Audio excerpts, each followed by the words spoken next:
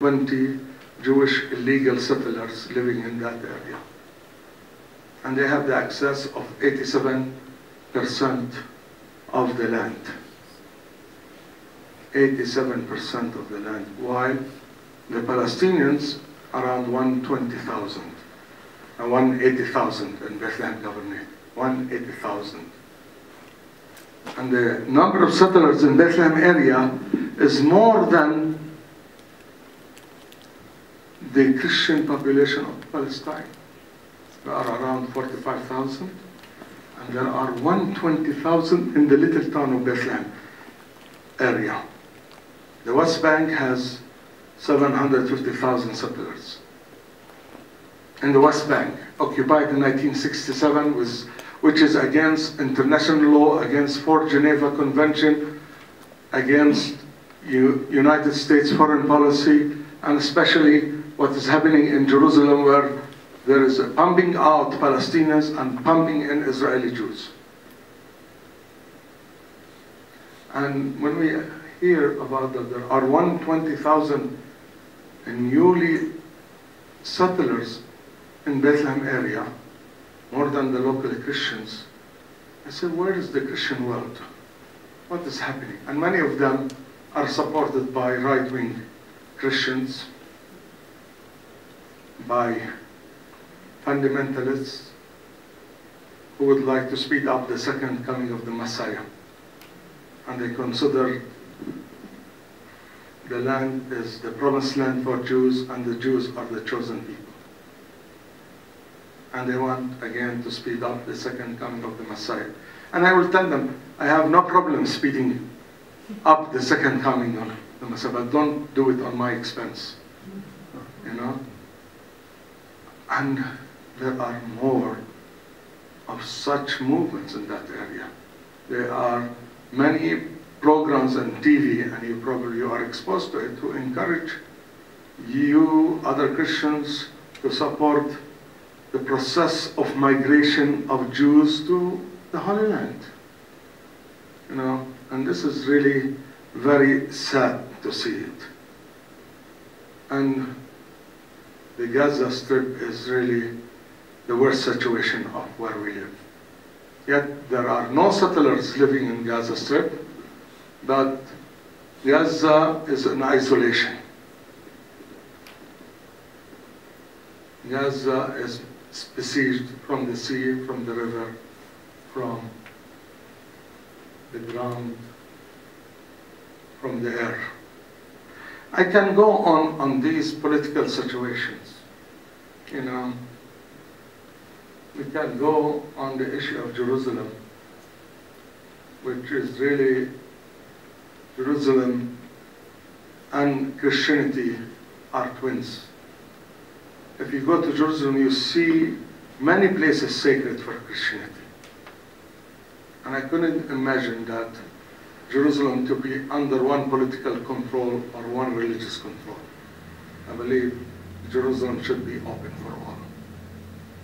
But also the Arab Palestinians, the Palestinian Christians should enjoy Jerusalem. I believe in heavenly Jerusalem, but I love to live in earthly Jerusalem. You know? And we as Christians, we shouldn't allow it to be under one political group or one religious group. Jerusalem should be the spiritual capital of all faithfuls, whether they are Muslims and Christians. And you know, the whole issue of refugees. In 1948, there are 531 villages were leveled, and 750,000 Palestinians were kicked out from an historic land, Palestine. Some moved to the West Bank and Gaza, some are in Lebanon and Syria and Jordan. Now we are, half of our population are refugees, around 6 million refugees. And you know, our Lord Jesus Christ was a refugee. When the angel appeared to him, to the Holy Family, and asked Joseph to take him away from Herod, took refuge in Egypt, you know. And we hope that our refugees will be given the right to come back or whatever they want. So there should be a recognition of the refugee right. According to UN Resolution 194, the refugees have the right to go back and compensation. And we can continue, but instead of cursing darkness, we are at WEAM decide to, you know, to light a candle rather than to curse darkness.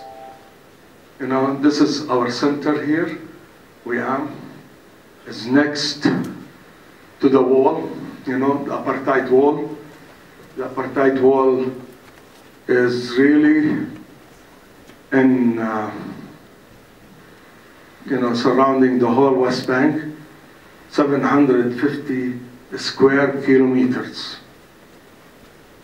And it is 10 meter high, twice the height of Berlin Wall, and 5 times the length of Berlin Wall.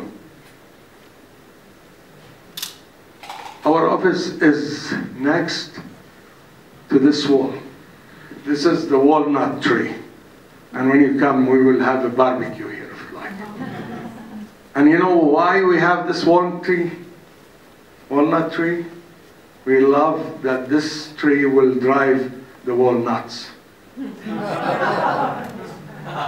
You know, because we believe in nonviolence, we hope it will undermine the wall, you know. And it's shame on the world, on all of humanity, to see a wall is built now after Berlin Wall fell down. Berlin Wall stood 28 years and it was destroyed. So our office, and where are we working, is next to the wall. You see the tower? There are guards all the time watching us. And sometimes they use to shoot from these small windows,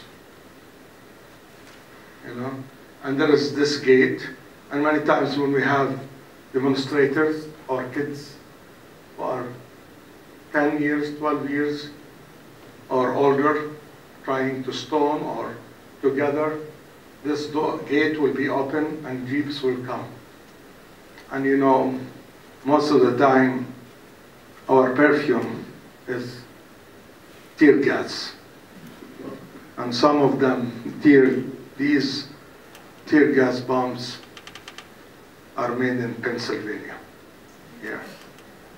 And, you know, and so, and our shower will be skunk water.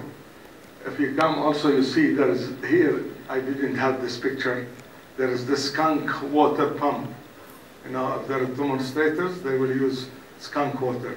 It's really dirty water, like the sewage smell, or if you are good in chemistry, it has the smell of H2S, you know, and it stays for 3 weeks, if not more. But not always we have it, you know. So we can, many times we have lovely time under this tree and the garden. And so WEAM, what we do in WEAM. WEAM is a grassroots organization established in 1994. And WEAM is an Arabic feminine word, means agape, means cordial relationship. And we decided, instead of using negative word, why not to have a positive word? As George Bernard Shaw says, in good words you can live, in good compliments you can live for 2 weeks or more.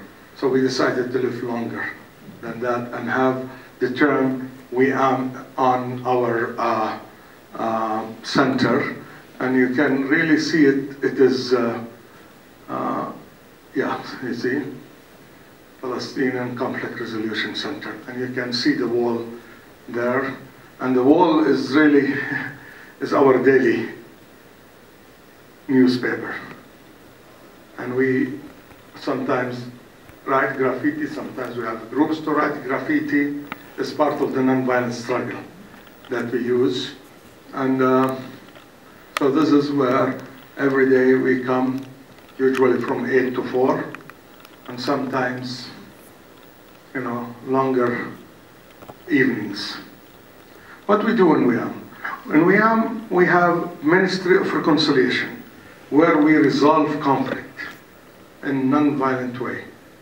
Every year we have more than 300 cases, solid cases to solve. And you know, conflicts that really could be 3 months up to many years. And we have success of 87% of the cases that we deal are solved through nonviolence. We have hundreds of incidentals we don't really talk about as the cases could be 1 day to 7 days to deal with. You know, as T.S. Eliot many times says, I measure my time by coffee spoons. We are measuring our time by coffee cups. The more coffee we drink, the more conflicts we resolve. And we use the traditional way of conflict resolution that we have inherited from our ancestors, and you can see part of it is in the Abrahamic religions, you know, how to deal with conflict, to things that we learn here, whether in Eastern Mennonite University or Notre Dame University in the Koch Institute, where I was graduated in 1988, or other places. So, and when we deal with conflict, we become like the ultrasound, you know, knowing what are the sicknesses of the society, what are the problems, what are the challenges. And so our civil society programs are a reaction to what we find, and we have the proactive approach.